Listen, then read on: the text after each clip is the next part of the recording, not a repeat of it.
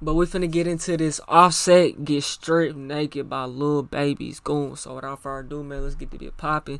You know the drill for how you feel, pipey like a pill. Hey, to our piece 100, you have the links in the description. Turn me up in the comment section if you want me to react to any video, leave it in the comments and I got you on God. But hey man, check this out.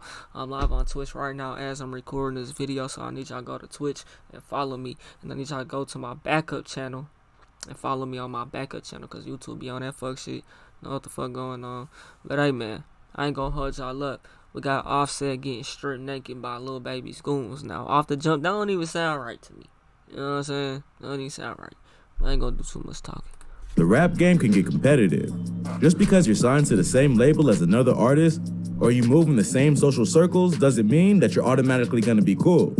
Everybody wants to be the biggest artist in the world, and when another rapper comes along and steals your shine, things can get heated. The most recent rap beef to make headlines is none other than the feud between Lil Baby's 4PF crew and the Migos. Let's take a look at what we know about the beef between these two groups. Both Migos and Lil Baby are signed to Quality Control Records, also known as just QC. QC was founded in March 2013 by Kevin Lee, also known as Coach K, and Pierre Thomas, or just P. Both men are respected names in Atlanta hip-hop and have close ties to Gucci Mane and other famous drill rappers from the city. Other artists signed to the label include Lil Yachty, the City Girls, Duke Deuce, and many more. Plus, Cardi B is signed to a management deal with QC, so the label has a small yet exclusive roster that includes some of the biggest names in hip-hop. The Migos were one of the first acts assigned to the label, and for a long time, they were running the show. Migos were originally part of the 1017 family, and Gucci was one of the first rappers in the industry to give him a cosign. But after he went to prison, Gucci Mane into court, he wore handcuffs on his way out. A judge revoked a year of his probation, sending the rapper straight to the Fulton County Jail. Coach K and P stepped in to take the Migos under their wing. They released their debut single, Versace, under the label, which was followed up with a remix by Drake, and ever since then, the group has been dominating the charts. For a long time, the Migos were the stars of the label, with hit records like Bad and Bougie, Fight Night, Look at My Dab, and Motorsport. The Migos were on fire for almost half a decade, but every historic run eventually comes to an end at some point, and it seems like Migos are at the point in their career where fans are starting to get tired of their signature flow. Even though the Migos are still relevant, they aren't quite as hot as they once were. After receiving mixed feedback for the 2018 album Culture 2, the group decided to take a break and work on their own solo projects. While those albums did well commercially and had a few memorable moments, they didn't quite have the same vibe alone that they did when they were all together. They recently reunited for their fourth studio album, Culture 3, which debuted at number 2 on the Billboard charts, losing out to Polo G's Hall of Fame. The album sold the equivalent of 130,000 units in the first week, which is still good by today's bro, stop putting, I understand y'all don't get y'all fucking royalties, bro, but stop dropping 20 song albums, bro, and deluxes after that, and then you dropping fucking 40 songs. Nobody's listening to that shit, bro. Y'all just trying to get y'all money because y'all get 5%, bro. I get it, my nigga, I get it, but come on, but it's the first album in the Culture trilogy to not debut at number 1, showing that maybe taking the time off to work on solo projects was a mistake. Lil Baby, on the other hand, is on top of the world. He came into the game a little later than the Migos, but he's been steadily doing bigger and bigger numbers since being put on. He signed to QC in 2016 after getting out of jail for possession of marijuana with intent to sell. Baby grew up with Young Thug, who was also part of 1017 early on, and Thug introduced him to Gucci and the QC crew. Baby released his debut album in 2018, Harder Than Ever, which included a Drake feature on the track, Yes Indeed, and ever since, Baby has been on his way to taking over the rap game. He followed up with his second studio album, My Turn, in 2020, cementing himself as the leading voice on QC and taking the number 1 spot on the label from the Migos. Lil Baby then shocked everyone by releasing the single The Bigger Picture right after the George Floyd protest, which saw the rapper taking a more socially conscious stance with his music. The single was a huge success and proved that Baby was much more versatile than fans and critics thought he was. The song was so successful that he was even invited to the White House in May 2021. The single to the George Floyd protest, which saw the rapper taking a more socially conscious stance with his music. The single was a huge success and proved that Baby was much more versatile than fans and critics thought he was. The song was so successful that he was even invited to the White House in May 2021 to meet with Vice President Kamala Harris and George Floyd's family on the anniversary of his death.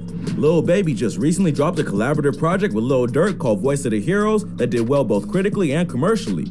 The album debuted at #1 on the Billboard charts and earned the equivalent of 150,000 album sales. I like that. Yeah. That's the only shit that should be stuck in my head. First week, so it's easy to see why the Migos may be getting jealous of Lil Baby's success. His most recent album went #1 and sold more units than them, even though he did get a boost from Lil Durk's fan base. Man. He's also getting invites to the White House for being a respected rapper from the streets, which is rare. Although the Migos definitely aren't soft, they don't get the same kind of street cred that Lil Baby gets. They're from Gwinnett County, an area north of Atlanta, while Baby is from the Jonesboro Projects in the heart of the city. So Baby's not only making power moves and running up the charts, he's also well respected in the streets. Apparently, there's been tension between the Migos and Lil Baby from day one. Despite being two poppin' artists on the same label, they rarely collaborate, other than being featured together on the Quality Control compilation mixtape. When asked about Lil Baby in an interview with Hot 97's Peter Rosenberg in 2020, the Migos freeze up and get silent. In the interview, Rosenberg asked whether they're proud of Lil Baby for his track The Bigger Picture. After he asked the question, there's an awkward silence for a minute before Quavo just says, for sure. Cause he probably wasn't supposed to drop that damn song. You know he talking about he going against their agenda. Lil Baby was not supposed to drop that song, bro. I thought it was an awesome Lil Baby was not supposed to drop that Have song. you been impressed and proud of his moves? He's been doing his thing, man. He's become the guy. For sure. He then asked if they even heard the record, and Quavo just says, that nigga yeah. said he live in Gwinnett County, the burbs. That's where. Did you hear the record I'm talking about? Yeah. Rosenberg tries to redirect the conversation, but it's clear they aren't about to give Lil Baby any credit on camera. Up until recently, there wasn't any public beef between Baby and the Migos. They just seem to move in their own separate ways. In an interview with The Breakfast Club, Lil Baby said that he and the Migos didn't have a relationship like that. He didn't say there was any beef, but they just did their own thing musically. Then, in March 2020, rumors started going around that Offset had been jumped by Lil Baby's 4PF goons outside the release party for his album My Turn. Witnesses who were allegedly at the party said they saw Offset get jumped, robbed, and stripped down to his boxers. A video also came out that supposedly showed the fight go down, although it's filmed from a car parked far from the action on the other side of a fence. The video does show some. When you 30, bro, and you still thugging in these streets, I mean, they wasn't really necessarily thugging in these streets when this happened. But, like, you know, when you doing shit like that, I mean, I don't know what happened, you know. But it get to a point, niggas just too old for this shit. Like, you grown as hell, my nigga. Like, I'm kind of like, see, y'all make it acceptable because niggas is famous. You know what I'm saying? When it's your uncle doing this shit, it's not cool, my nigga. Like, you know, like, come on. Altercation, and you can just barely hear Offset's name and other threats being made, but it's far from solid evidence. Several rumors were floating around as to why Offset and Baby may have had problems. One theory was that Offset ended up getting into it with some people, which resulted in Lil Baby almost getting robbed, even though he wasn't involved in the situation. Another theory was that Offset owed someone in Baby's camp 50 racks, but refused to pay, so they beat him up. Both Lil Baby and Offset denied this rumor. When the blog reported the story, Baby commented on the post, saying it's all cap. He also posted a slide to his Instagram story with the caption, "Stop spreading fake news. That's fake, please." Offset also posted a video on Instagram showing his face to flex that he didn't get scratched up. We're not really sure what to make of the whole thing, but the fact that neither side wants to talk about it is just kind of weird. The rumors died down after a while because it was the word of some random fans on the internet against the two people who were allegedly involved.